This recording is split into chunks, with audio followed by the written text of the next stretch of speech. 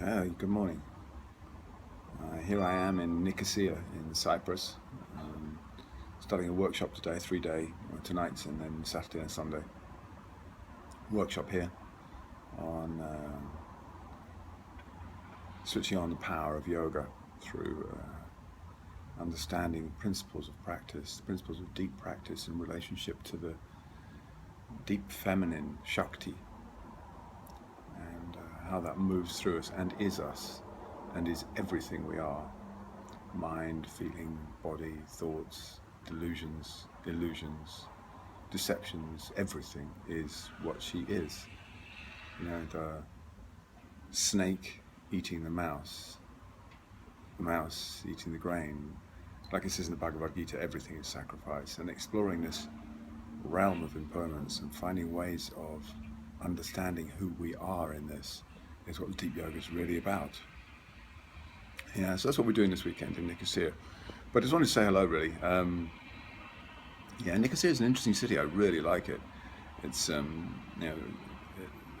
out last night to the old town, and you walk through the old town, and it's a strange city because it's the last divided city, I think, in the world.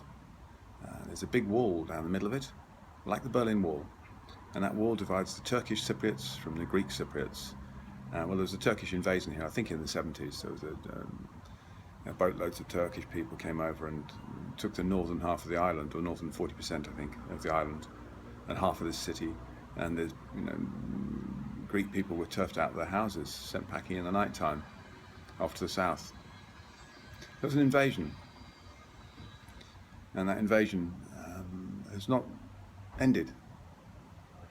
It's still occupied the northern side, and there's a big wall down the middle of the city. And I think the divided country, there's a sort of apartheid here that exists, is the last place on this planet that occurs as well, as far as I can tell.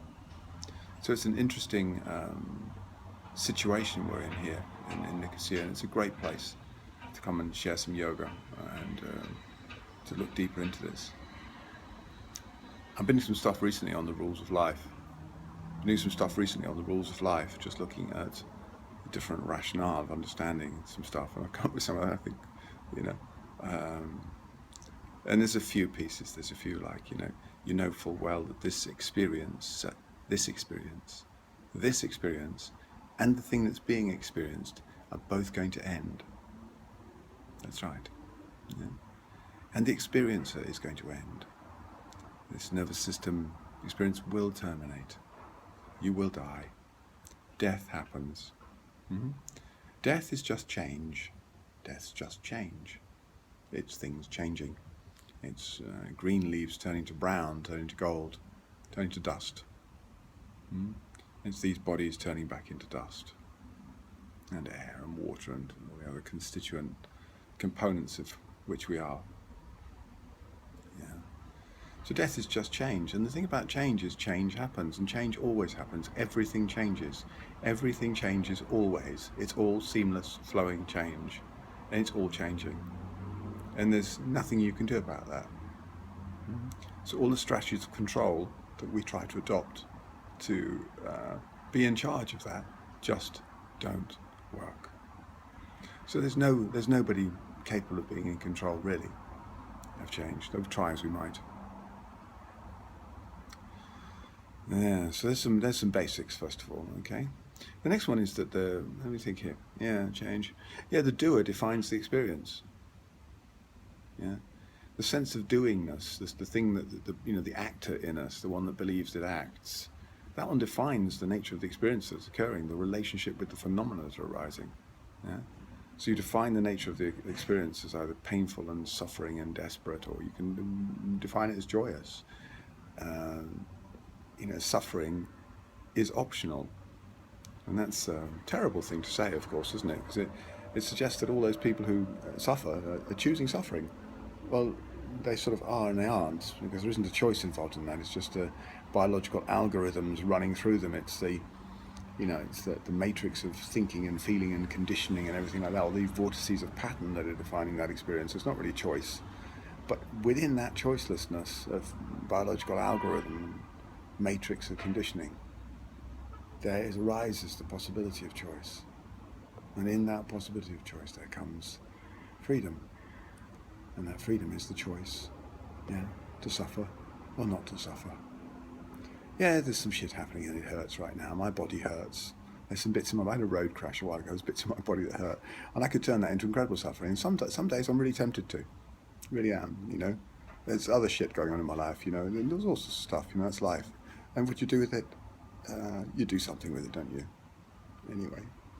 So, choice. And there's one more rule as well that's really, really, really important. There's probably others. Life is not fair. Life's not fair. There's no fairness that you can find anywhere. And half-assed systems of religion and belief structure and things like that are constantly trying to find a way that we can make sense of life to make it feel fair. Yeah? And a lot of people are trying to, you know, it's crazy. It's absolutely crazy. You know, life's not fair. That's the way it is. You know, another time we'll have a look at karma and other things as well. Punishment as well would be a good one. Because, I mean, the ways we try and make things fair through punishing people and through blaming people and through shaming people and all that kind of stuff where we feel better about it being fair, all that kind of stuff is mostly really, really unhelpful and just causes a whole lot more pain and suffering for everyone. Anyway, so here from Nicosia, you can hear the ambulance going off in the background there. Something's happening there. Beautiful city, beautiful land, the land of Aphrodite, goddess of love, here in Cyprus. I give thanks. I give thanks. And I wish you an absolutely glorious day. Thank you.